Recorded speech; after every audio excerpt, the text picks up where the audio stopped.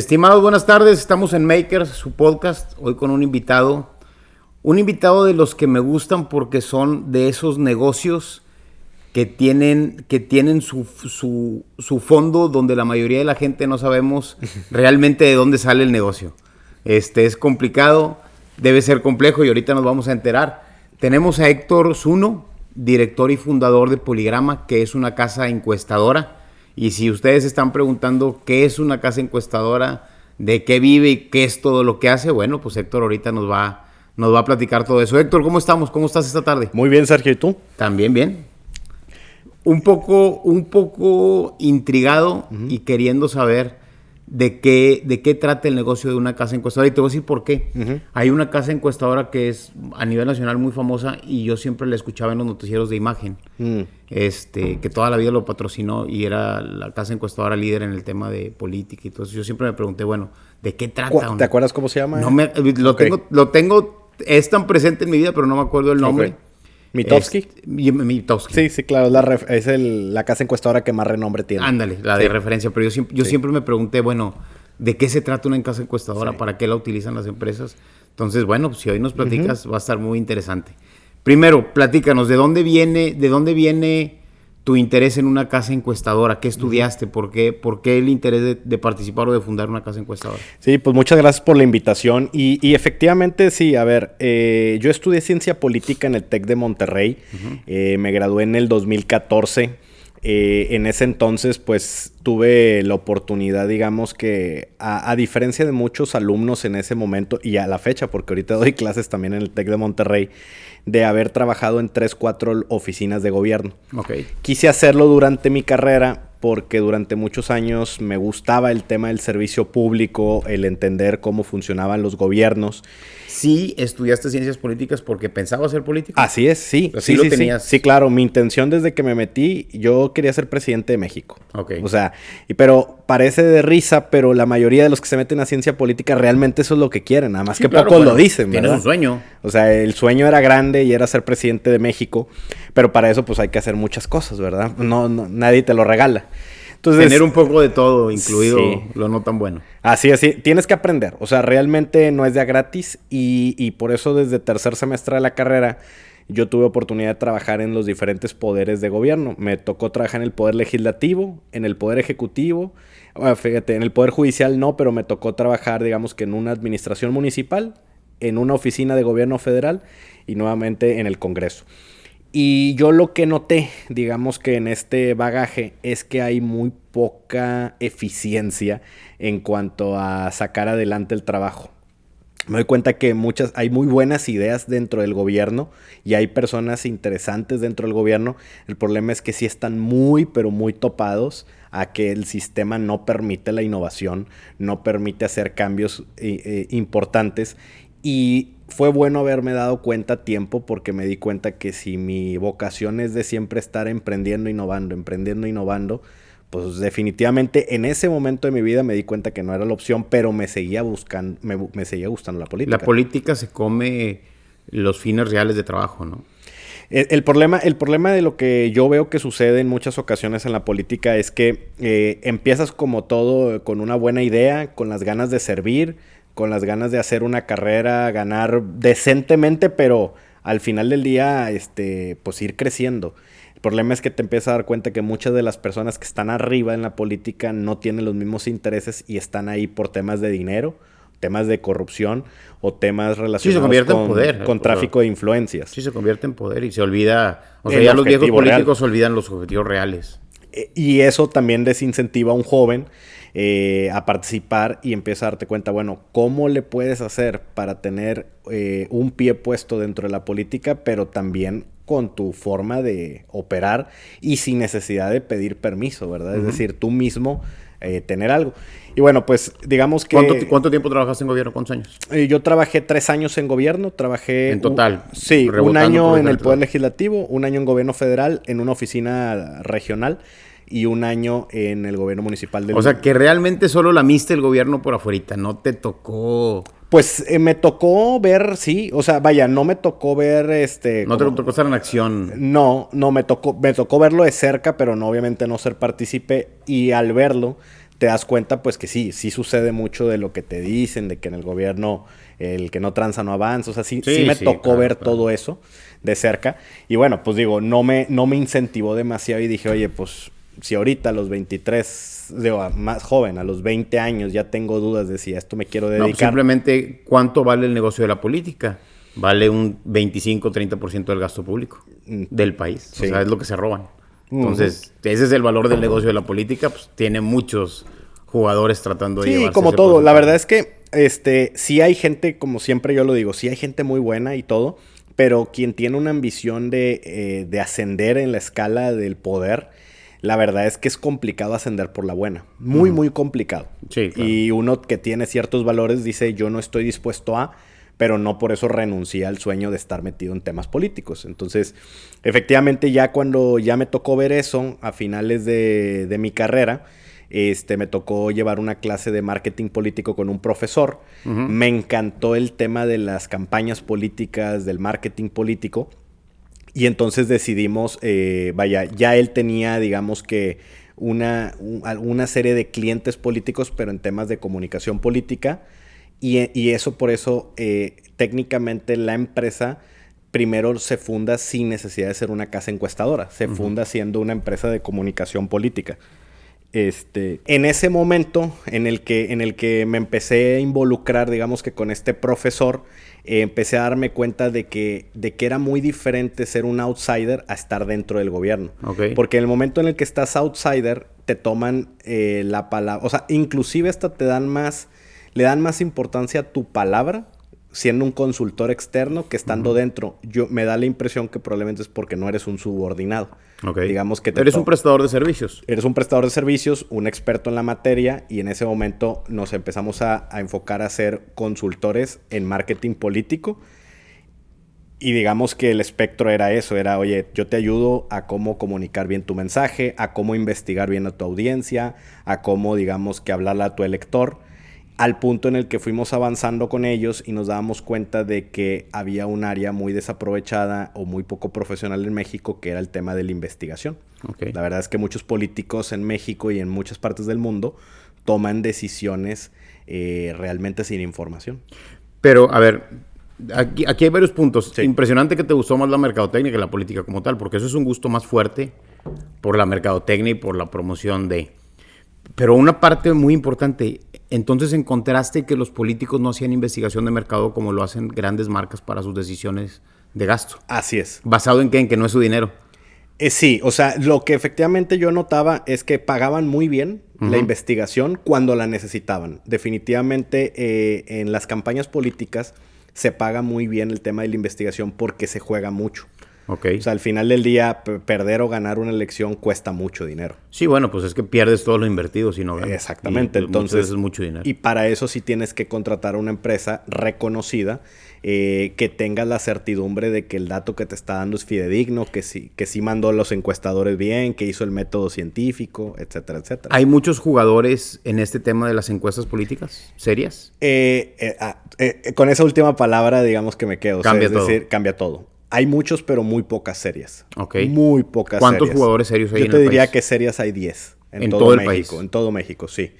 Sí, y para poder saber desde mi punto de vista si una empresa es seria o no, es ver los resultados que han ido teniendo los trackings de las elecciones.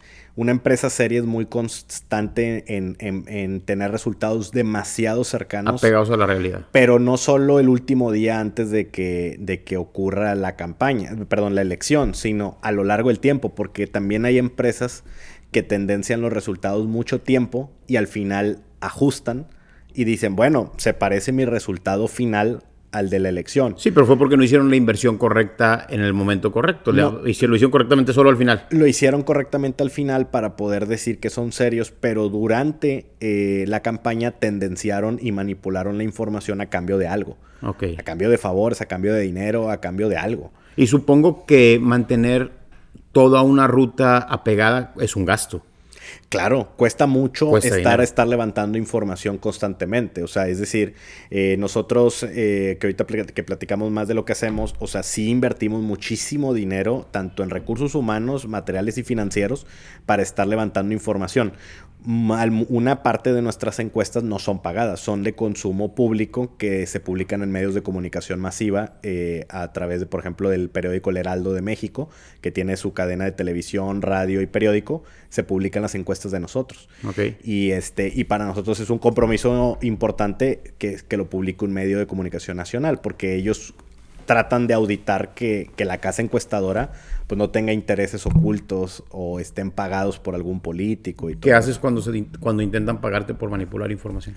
Nosotros siempre lo que hacemos es, nunca obviamente hemos aceptado ni aceptaremos, es la política más fuerte de la empresa. Pero te eches un enemigo fuerte. Sí, y tenemos que tener la capacidad de hacerles ver por qué lo hacemos. O sea, es decir, siempre, tanto yo como mis socios, lo que les decimos a los políticos es, mira, si yo aceptara esto, automáticamente tú nunca volverías a creer en mí en el próximo servicio que tú me vayas a dar. ¿Por qué? Porque tú lo que quieres, si tú quieres corromper al que te hace el que te da la información certera, oye, pues sí, pero yo sé que conmigo no lo va a hacer. No, es que al final del día esto es una vez que lo aceptas, entonces toda la reputación queda ya de por medio comprometida.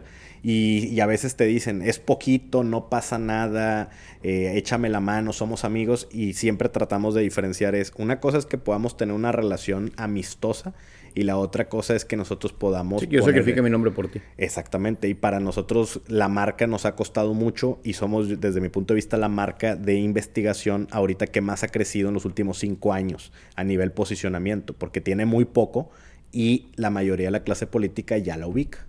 El Heraldo es un medio de comunicación nacional, Así muy es. reconocido, con muchos años de prestigio en el periodismo en México.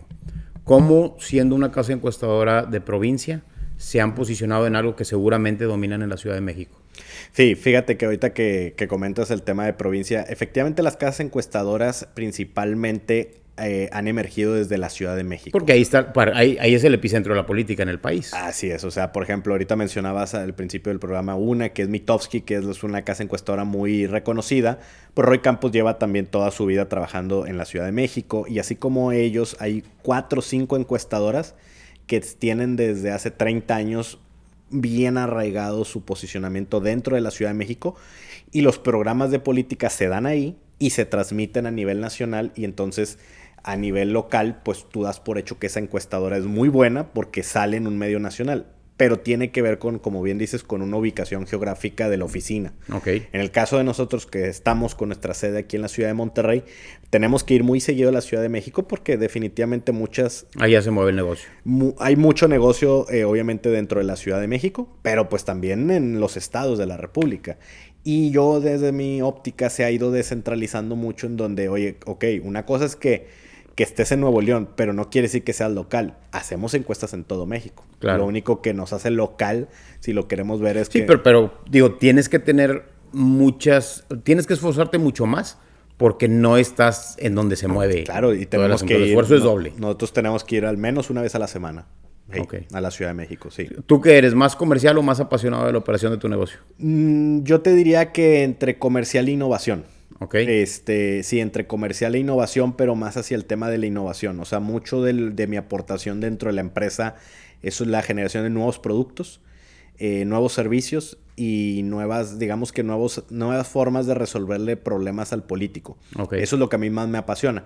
Mi socio Patricio está más metido hacia la parte comercial, en el tema de la relación pública, en el tema de las relaciones políticas, por decirlo así.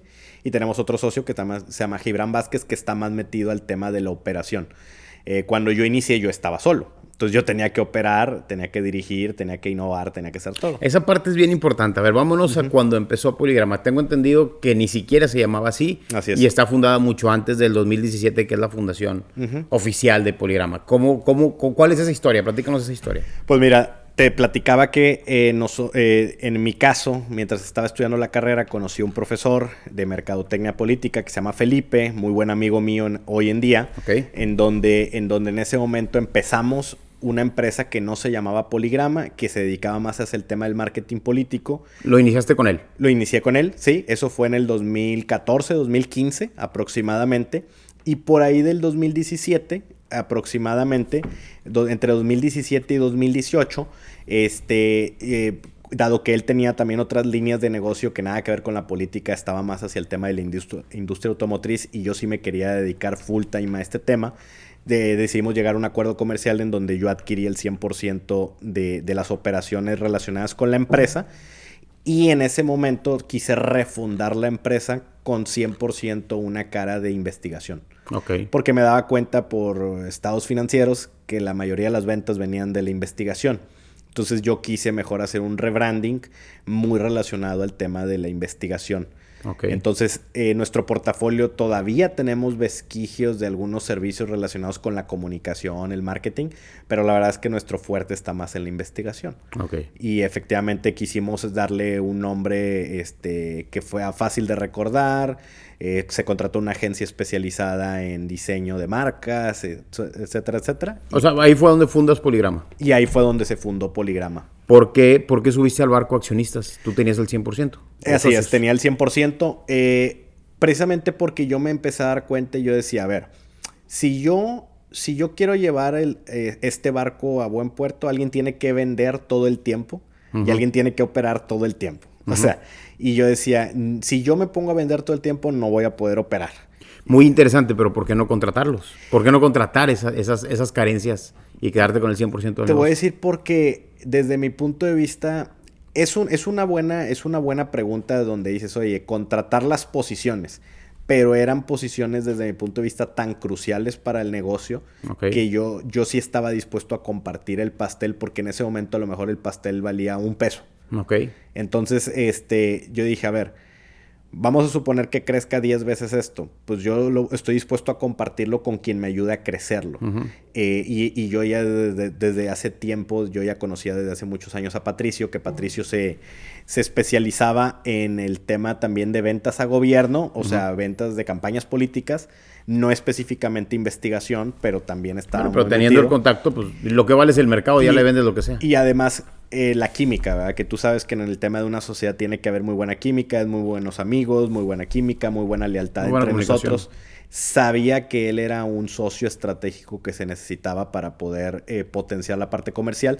Y luego ya después de un año viene el tema de la incorporación de Gibram, quien Gibram está más, como lo comenté, más hacia el tema de la operación, en donde después de ya llevar 1 o 2 años juntos trabajando, él trabajando como gerente de operaciones, yo me di cuenta, y no sé si te ha pasado en tus negocios, que hay personas en las que no te puedes dar el lujo simplemente de perder. Entonces yo dije, que yo no puedo darme el lujo que llegue a una empresa y le ofrezca muchísimo más dinero que yo, porque si se lo llevan a mí me va a costar reemplazar esta posición, además de que ya sabía generar una muy buena química, y llegamos a un acuerdo en donde le cedimos un porcentaje, porque consideré que con estas personas quiero crecer el negocio a una escala grande. Entonces fue una decisión. Retenías el talento que necesitabas. Exactamente. O sea, yo necesitaba de ciertos socios que se comprometieran a un nivel más allá de un empleado. O sea, ¿por qué? Porque tú sabes, un socio es full time.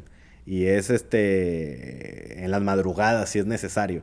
Y el negocio a veces requiere ese tipo de gente, ¿verdad? Que hasta en las madrugadas haya que sacar la chamba. ¿Están en partes iguales? ¿Se diste mucho por no, Patricio y yo somos los mayoritarios en partes iguales y en una menor parte de Gibram. La parte operativa. Así es, correcto. ¿Hubo que poner dinero para empezar el negocio? ¿Para empezar en el 2017?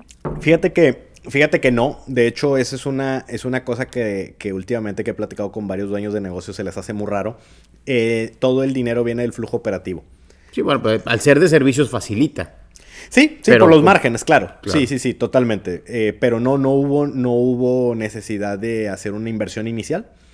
Todo sale del flujo operativo de las ventas y de las utilidades retenidas es de lo que nos hemos estado refinanciando, pues para seguir creciendo, adquiriendo cosas, vehículos, oficinas. Lo que se necesita. Lo que se necesita. ¿Ya son una empresa rentable desde hace cuánto tiempo? Desde siempre. Desde siempre. O sea, siempre se pudieron pagar un sueldo los tres. Así es. Y siempre pudieron... Nunca ha habido una quincena que los socios y los empleados no tengan su nómina. Aún en pandemia. Aún en pandemia. Inclusive nos fue mejor en pandemia. ¿Por qué? Porque en ese momento, había dos tipos de empresas de investigación. Las que hacían encuestas de campo, casa por casa, y las que hacían encuestas telefónicas. Okay. Nosotros éramos de las pocas encuestadoras de México, si acaso yo te diría que a lo mejor menos de 3 o 4 tienen en su portafolio las dos. Hacíamos encuestas de campo y telefónicas. Y como no se podía el contacto con la gente, nuestras ventas de encuestas telefónicas se aumentaron exponencialmente, ¿verdad? Porque había una necesidad de medir, pero no se podía ir casa por casa. Entonces nos fue muy bien durante la pandemia. Y además, bueno, nos fue muy bien por las encuestas telefónicas y porque creamos productos ad hoc a la pandemia. Okay. Como por ejemplo, en ese momento, el político necesitaba hacerle saber al ciudadano que todo iba a estar bien, que su gobierno estaba trabajando. Y como tenemos la tecnología de hacer llamadas masivas, que es la misma tecnología que se puede usar para hacer encuestas telefónicas, les vendimos a muchos gobiernos la posibilidad de que ellos tuvieran un sistema donde se hacían las llamadas masivas, la gente tecleaba en su teléfono si estaban bien, si tenían síntomas de COVID, si necesitaban algo de su gobierno, eso lo tenían en tiempo real en computadoras, y entonces ellos podían en tiempo real ver cómo se iba comportando por zonas. Entonces se vendió muy bien este servicio y sí fuimos, yo creo que de las casas encuestadoras que mejor le fue durante la pandemia. Pero claro, también por innovar, ¿va? Sí, claro. Porque la innovación en el negocio siempre es la madre del desarrollo del negocio. Si no tienes innovación, si estás en una sola cosa y... No, sí, porque sí. Sí, eso es parte de... Oye, bueno, 6 años. ¿Le venden solo a gobierno? ¿Tienen otros mercados? ¿Atienden iniciativa privada? Fíjate que le vendemos, yo creo que te diría que un 50% a campañas políticas. Que es diferente a gobiernos. ¿Por qué? Porque las campañas políticas tienen una lógica muy estacional. ¿Cómo hacen para mantener los ingresos estables cuando las campañas políticas son de temporada? Precisamente lo que siempre estamos tratando de buscar es anticiparnos al menos un año antes en donde va a haber campañas políticas en diferentes estados de la República, y hemos vendido también ya en el extranjero. Sí hemos vendido en Guatemala, en El Salvador, en Costa Rica, pero son marginales obviamente porque mucho de nuestro know-how está en el tema mexicano. Y yo te diría que 50% de los ingresos tienen una lógica muy estacional, pero lo podemos anticipar hoy. Si hay elecciones en el Estado de México, pues un año antes tienes que hacer algo para vender en esas elecciones en el Estado de México. Okay. Y el otro año, por ejemplo, va a ser pues en el 2024 es impresionante la cantidad de elecciones que hay. Entonces hay un mercado enorme que estamos tratando de atenderlo lo más posible. En el 2025 va a haber pocas elecciones, entonces siempre tiene una lógica estacional. Y sí tenemos clientes de gobierno que son de planta con los que nos vamos quedando para su toma de decisiones del día a día. Ok, entonces tienen clientes de mantenimiento que les permiten tener ingresos regulares, mantenimiento de saber lo que opina la población de su trabajo o promoción constante, y luego tienen las campañas. Platícame algo en el tema de campañas. ¿Hay trabajo para todos los encuestadores o el que gana, gana y las otras 9 se quedan sin chamba? Fíjate que yo lo que he visto es que cuando empiezas a tomar mayor renombre y empieza a crecer en el nivel de marca, te suelen buscar obviamente, pues porque tienen más credibilidad de tu marca. Sí, se va haciendo un nombre. Y se va obviamente hay marcas para todos, yo diría, porque nosotros dentro del pricing estamos, yo creo que en el top, digamos que, o sea, cobramos lo mismo que las marcas más reconocidas porque nos consideramos ya una marca muy reconocida. Entonces, están en el top en el cobro de sus servicios. Exacto. Nosotros no jugamos por precios. O sea, no estamos nunca en una competencia de precios. Es más, digamos que estamos jugando más por temas de prestigio. Sí hay un mercado pequeño que obviamente diputaciones que están buscando precio, ¿verdad? Y claro, eso no lo buscamos nosotros. Nosotros nuestra estrategia de mercado es ir a gobernaturas, alcaldías principalmente. Okay. Gubernaturas y alcaldías es donde consideramos que está nuestro mercado, y obviamente la presidencial. Más allá de ahí, diputaciones locales o regidurías o ese tipo de cosas, pues no hay el presupuesto para contratar los servicios que nosotros tenemos, ¿verdad? Ok. ¿Cuáles son los servicios que ustedes dan? Pues, por ejemplo, tenemos las encuestas de campo, que son las casa por casa, las de vivienda tradicionales. Están las encuestas telefónicas, que son estas famosas robocall, que es un teclado telefónico donde la gente oprime su respuesta y se decodifica Tienes una estadística. Tienes una estadística. Están los famosos grupos de enfoque, que son estos que se hacen entre varias personas pues para analizar un fenómeno político o social.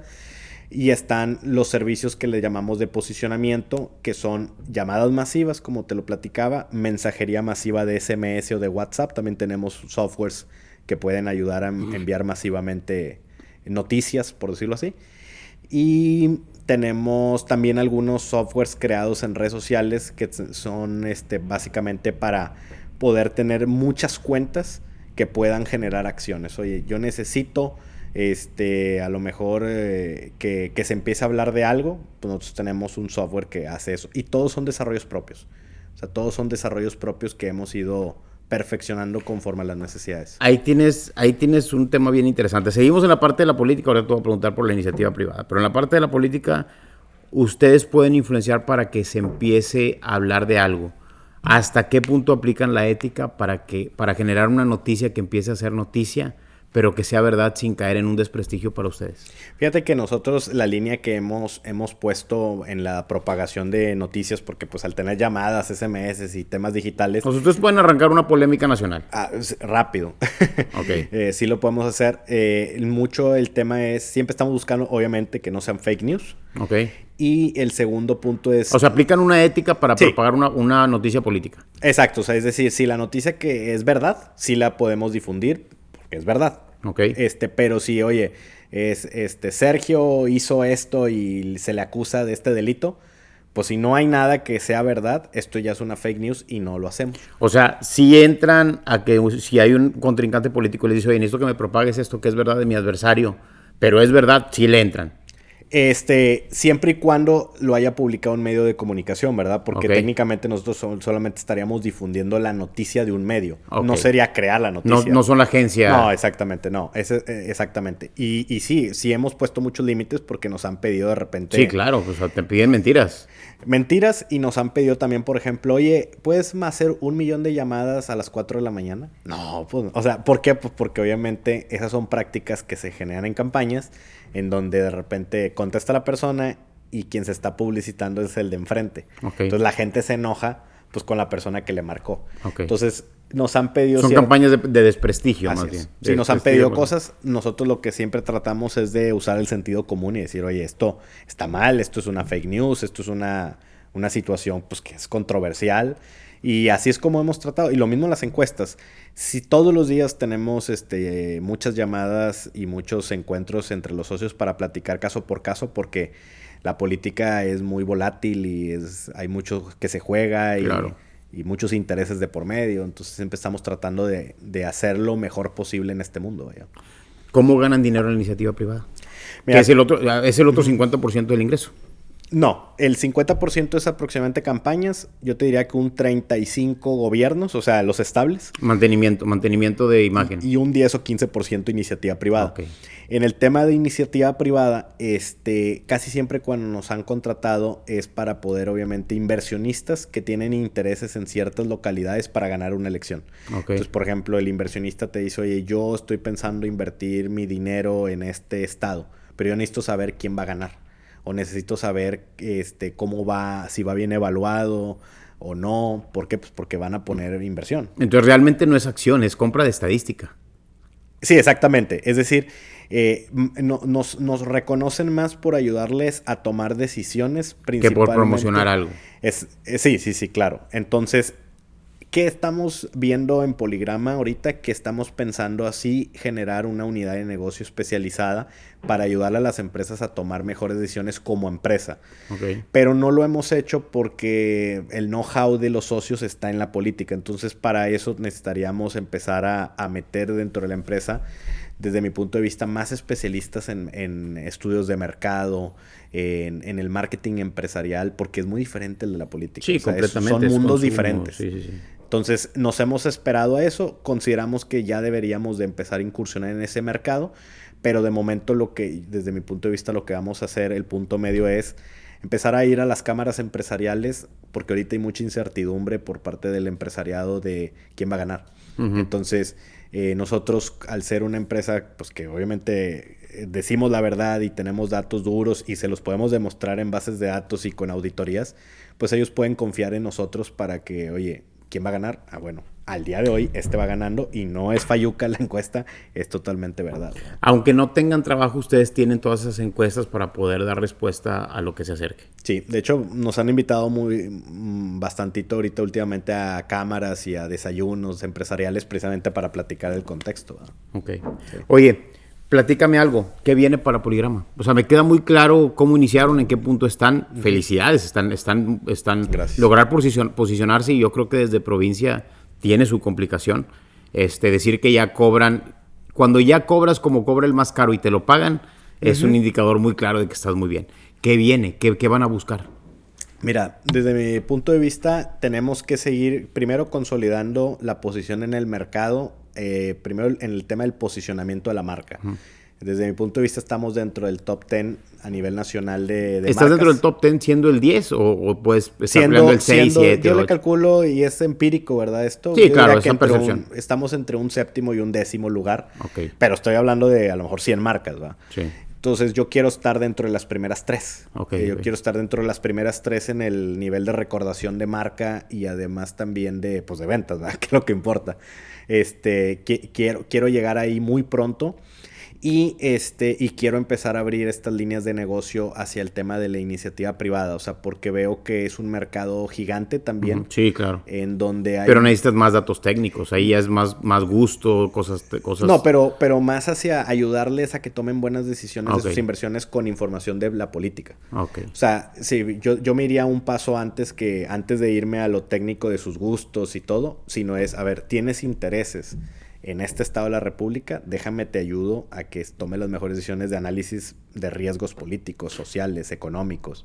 Eso sí lo podemos hacer. Eso está padre porque solamente tienes que tener la información y la misma la vendes en muchos lugares. El problema es que tienes que invertir en tener siempre toda la información. Así es. Sí, mucho de lo que ahorita... Bueno, un producto que estamos perfeccionando ahorita, que ya lo estamos llevando a cabo, muchos son encuestas digitales que nos hemos tardado mucho en esto, porque hay muchas formas de contaminar una encuesta digital. Entonces, como lo que para nosotros más importante es el resultado, estamos perfeccionando los métodos para que no vaya a haber algunos bots o alguna interferencia en el resultado que se presente, porque digitalmente, desde mi punto de vista, mucho es el futuro de cómo levantar información. La forma digital va a ser crucial. O sea, ¿tú crees que tienen que irse a la parte digital para poder perfeccionar el proceso digital y encriptarlo para que no... Sí, o sea, yo te diría que las encuestas de campo nunca van a morir, pero el problema es que paulatinamente todos los encuestadores vemos que hay un sesgo en donde los que contestan las encuestas cada vez son menos jóvenes, los de campo. Uno, porque a veces no están; dos, porque están más en el celular que abriéndole la puerta a un encuestador. Claro. Entonces existen sesgos del tipo de persona que te contesta una encuesta de campo. La encuesta telefónica también ya está presentando sesgos. ¿Por qué? Pues porque obviamente en un inicio era una novedad y la contestaban. Ahorita, como ya hay tantas empresas, tanto de cobranza así, cada vez las tasas van aumentando de rechazo. Y la encuesta digital ahorita, desde mi punto de vista, va a tomar más fuerza, pues porque la gente está metida en el celular. Entonces, digamos que es ir reinventando y entendiendo dónde está la persona, pero el reto es hacerlo con método estadístico también. Héctor, pues muchas felicidades. Todo lo que platicaste está muy, muy interesante. Suena un negocio que tiene su parte muy compleja. O sea, no es un negocio que se puede armar en 3 segundos. Sí, tiene su parte compleja. Y bueno, yo creo que van a crecer mucho y por aquí nos veremos en unos años para que nos platiques a ver cómo va todo. Muchas gracias, Sergio. Muchas gracias, muy buena plática. Maker, nos vemos a la siguiente.